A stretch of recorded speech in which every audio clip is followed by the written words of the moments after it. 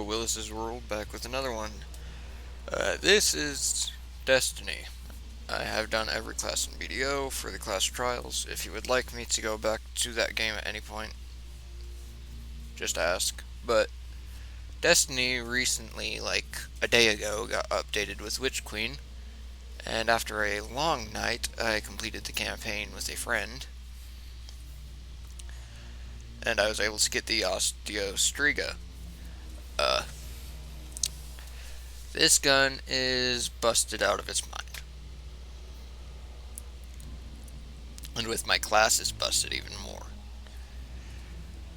This Destiny one is going to be build guides that I find useful for each class that just devastates basically all forms of content. And honestly, with how extensive the Destiny build is,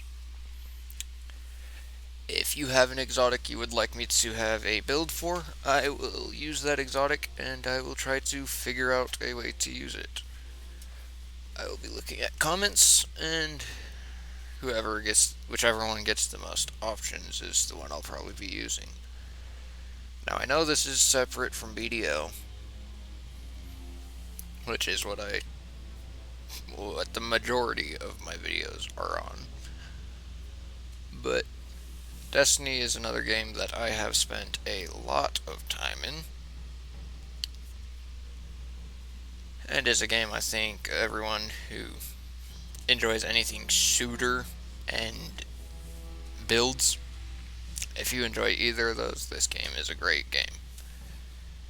But how extensive it is kind of ridiculous, because every piece of armor gets this, which you can upgrade, and then with that you can put a large selection of mods into each area.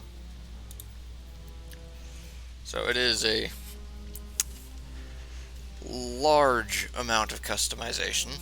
These blue mods are coming from the seasonal artifact. Every 3 months there's a new season and new artifacts. You got your heavies, your specials, and your primaries. And if you can see there's the purple and the yellow. The purple is legendary items. The blue over there is like rare items. And then there's a white and a green, and those are just things that you will never want to equip, because you'll almost always have better. Like, you do a single activity, you'll find an upgrade to your starting gear. It's as simple as that. And this is your subclass, and the Void 3.0 update with Witch Queen changed it. This is what it now looks like. It used to look like this.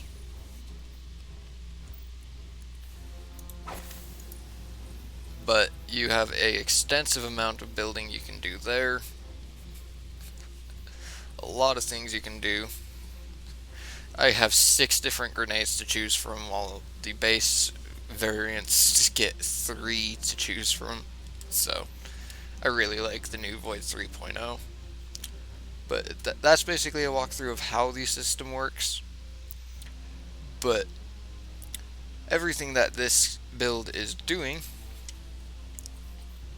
the Child of the Old Gods makes my rift a tether, and what a tether does is it will tether anything and everything around it together, and when you deal damage to one thing, it's dealing damage to all of them. And that does come in handy, very much so, with the SMG I got from the campaign. But yeah. But also, anything that is tethered, when I kill them, since I'm using Healing Rift, I'm getting grenade, melee, and class ability energy. So it's recharging just about every one of my abilities off of just having fun. But it is a broken as fuck ability. And then there's Feed the Void. Any target I defeat with the Void ability activates Devour. That does include the tether on the Child of Old Gods. The tether actually does damage on its own as well, so there's a lot of fun freaking things going on just between those two. And due to the fact that this is recharging grenade and melee, whenever grenade or melee kill happens, Feed the Void activates and I get Devour. Devour, while it's active, every kill I get restores my health and extends the duration of Devour. I can have Devour up 100% of the time the instant I'm in combat. It's insane. Then the aspects, melee final blows start health regen, because Devour isn't enough life back, so I just went for even more. But it also has resilience, which makes you a little harder to kill. Echo of Exchange, melee final blows grant grenade energy. And then Echo of Provision, grenade damage grants melee energy. And then any void ability final blow causes the target to explode, and those explosions count as ability final blows, so yeah, that can chain loop void explosions, and every one of those explosions can proc Feed the Void, so yeah, it's a nasty combination. But that's from the subclass alone. The exotics, these yellow ones, have effects that are stronger than your basic legendary. Your legendary gets the perks that you can get, and with the new weapon crafting, you can actually choose what you want in there as you level it. And this is actually my choice of perks on this. The new glaive weapon has infinite ammo melee and a special ammo blast. So what I did is I can shoot all of my ammo and then I can go and smack them with the weapon and refill my magazine again. So yeah, fun times. But I also gave it Unrelenting for another source of regen, because health regen is always important. But it also got the Psychohack Origin trait. These are random, so that you might have to take a minute to find. But the sustained damage lowers target's damage output is insanely powerful with it.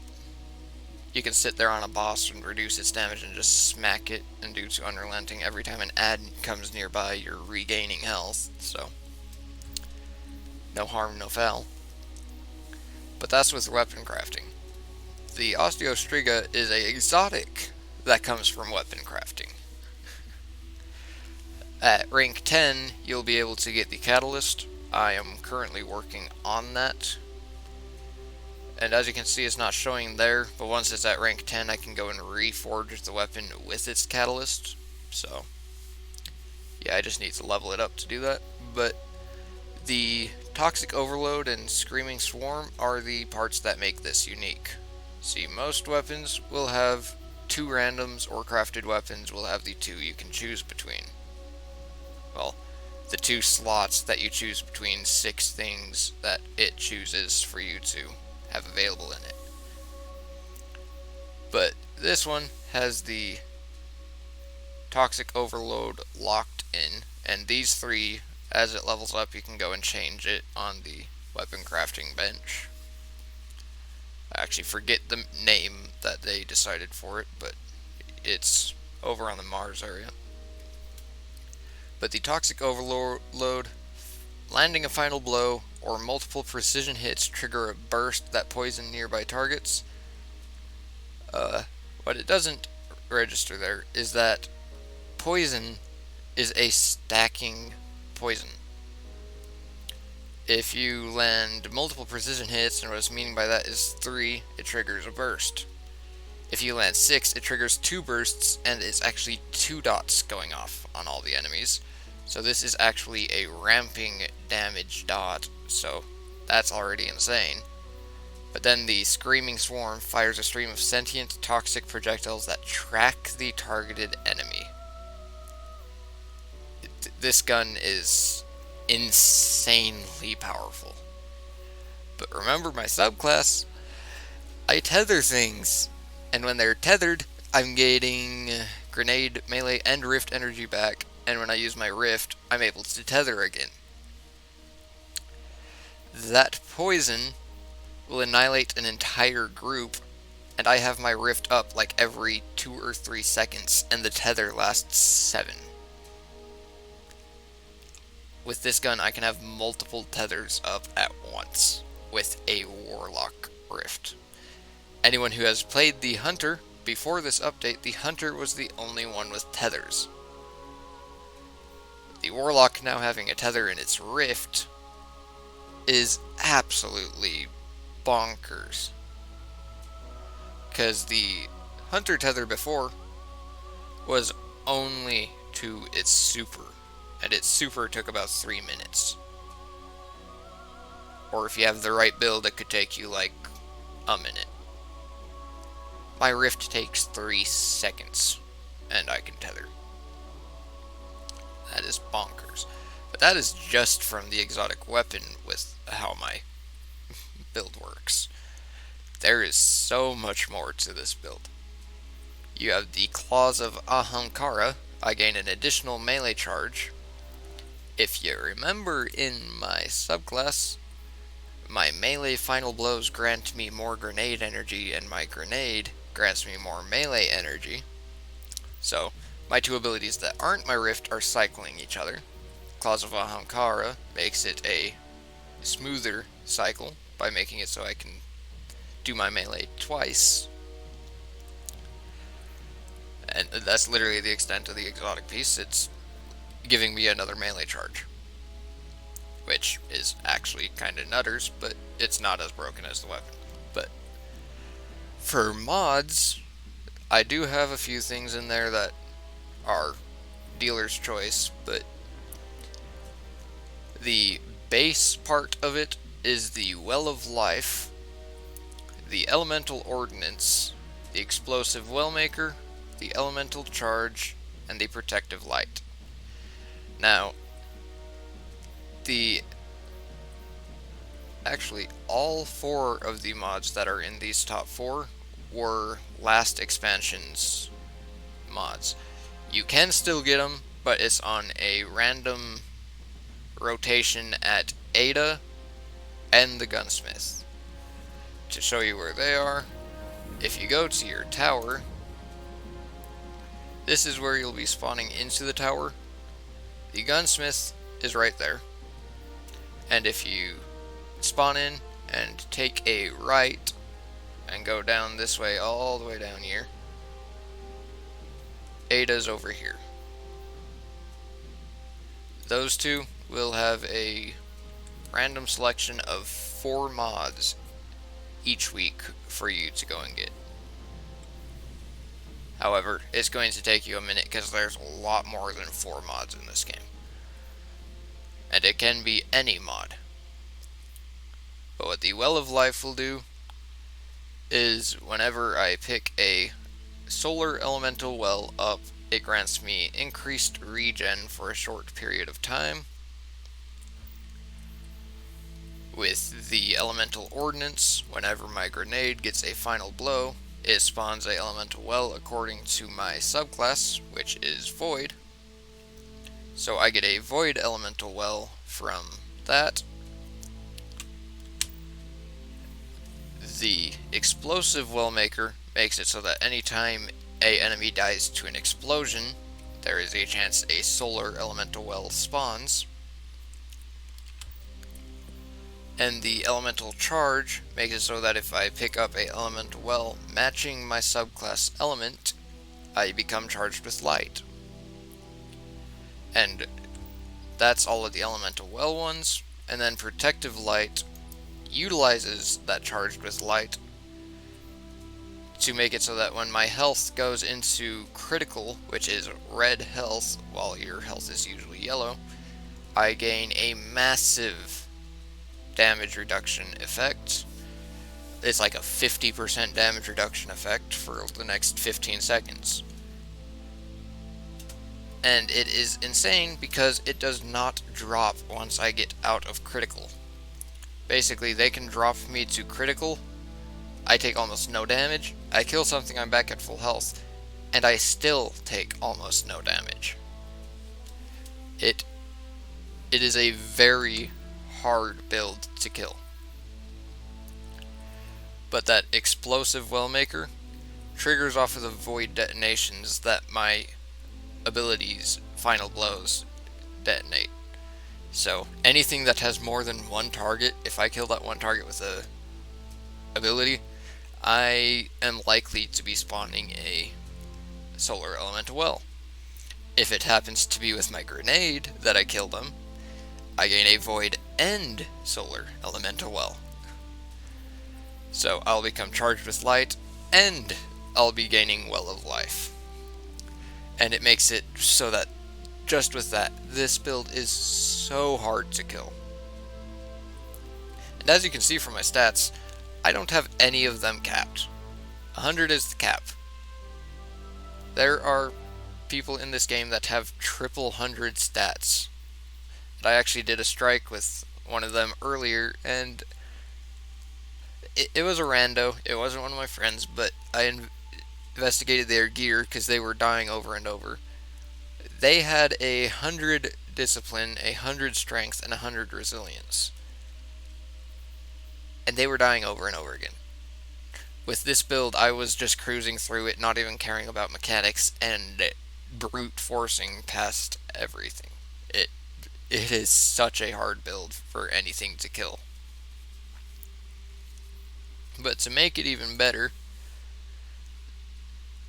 the focusing strike and bolstering detonation both activate off of me dealing damage with one of my abilities. The focusing strike grants me class ability, which is my rift, whenever I damage an enemy with a melee attack. And the bolstering detonation grants me class ability energy whenever I cause damage with a grenade attack. So basically, I've got my grenade and melee cycling each other, but then I also have these two making it so that my grenade and melee also boost my rift's energy gain, on top of everything else boosting my rift energy gain. Now, one alternate variant you can do with this build, you just take off that exotic. The Vesper is very good with it. Sadly, I don't have a transmog that looks good at it with it at all, but what this will do is every time my rift would pop, it makes it so that my rift creates a shockwave of arc damage around me. That shockwave does do a lot of damage, and your rift recharges even faster when you are surrounded by enemies. So you could do that, but I like the Claws of Ahamkara because it's more abilities to activate, and with more abilities comes more void detonations and more explosive lights, and all the mods trigger more. The Vesper is great for low-end content, but if you're wanting to push higher-end content, I would recommend Ahamkara. The Vesper is more just for fun, though it is pretty damn efficient fun. It will usually kill anything that's immediately around you. The thing is about high-end content, you don't want anything immediately around you. But with that melee for this character, they actually changed it. It used to just be like you facepalm them and it gives you your stuff. Now I say you literally throw a little orb of doom at them and it will grab everything into one group and then knock them back. If it does end up killing something, it makes them volatile, and that's going to cause them to explode before the Echo of Expulsion even activates. So my melee actually triggers 2 explosions if I kill a target. So yeah, that's always very, very fun. And with me having 2 melees, I can spam both of them into the same group, and I can get 4 explosions off of a single target to hit everything around it. It's a lot of fun. But yeah, that's my Warlock's build that I like to clear everything with. Primarily the only weapon I use is Osteo Striga. This gun does so much damage, simply due to stacking dots. However, if you do find yourself in a situation that they're immediately on you and you don't have anything to take them on, the tutorial now for the game gets you the Enigma. Just swap to the Enigma and smack it. and it will die. And then if you're fighting a boss target or a very high health target, just use whatever heavy weapon you have, but I would recommend to have either a grenade launcher or a rocket launcher for the damage parts of that.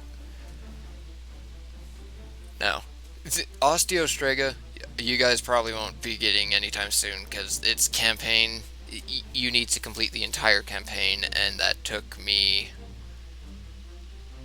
about 11 to 12 hours because you won't be able to start up and just go straight into the campaign and finish it completely because there is power jumps between missions. It gets harder and harder as you progress it, and you need to go and do other activities to gear up so that you can actually go and progress the campaign. Due to that, it took me 12 hours, but the campaign itself would probably take about 4 to complete. It's the gearing process that takes so much time. But yeah, it's a fun build. It's efficient, and for the combat part, I'll just go ahead and show it to you guys on the altar. Once it loads me into the altar.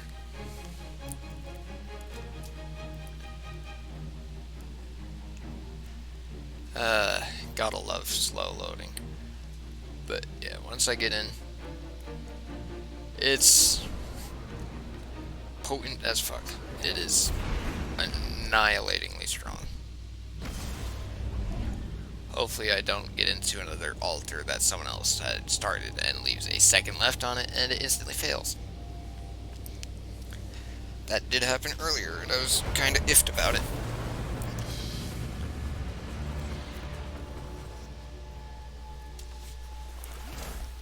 So, the UI, down in the bottom left corner, you'll see that little circle, the little fireball looking thing, and the circle.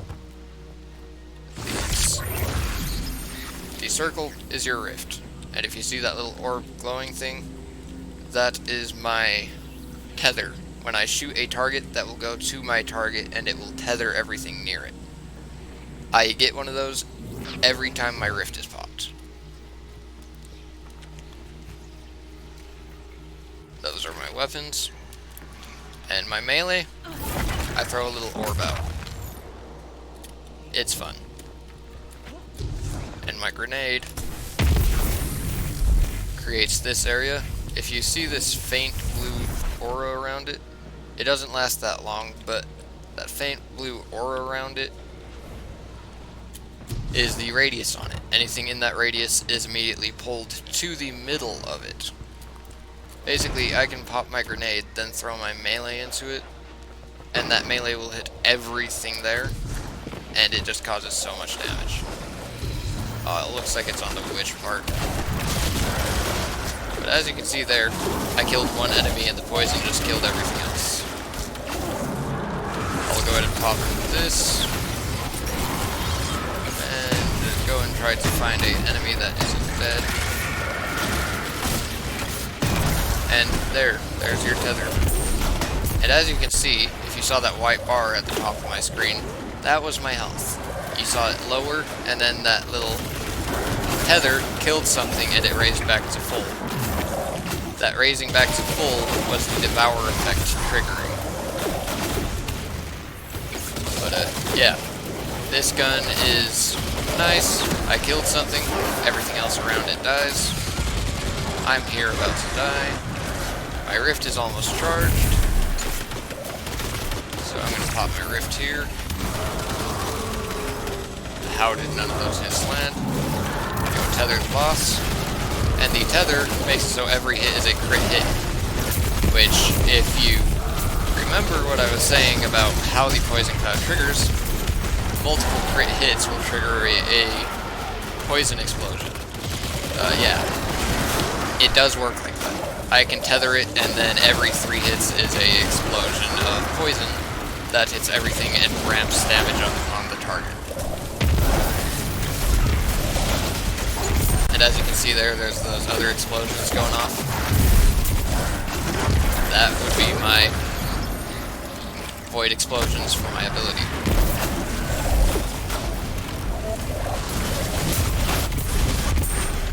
Now this is the tier 5 altar. These guys are all 1480 power. So I'm actually only 12 power above them. And I'm annihilating them like that. So, yeah. The weapon is very efficient. It's a pain in the ass to get due to how long the campaign is and how difficult a lot of the mechanics in it are. I would highly recommend doing it with a friend. But yeah, that is the new weapon, the build I have with it, and the new subclass. This is also my first Destiny recording. I did try a stream a while back, and it failed miserably. And I mean miserably. Like, it went slideshow slow. I would not recommend watching it. It is up on the channel if you want to see just how bad it is, but that's on you if you do. But that is Willis's World, out on his first Destiny recording.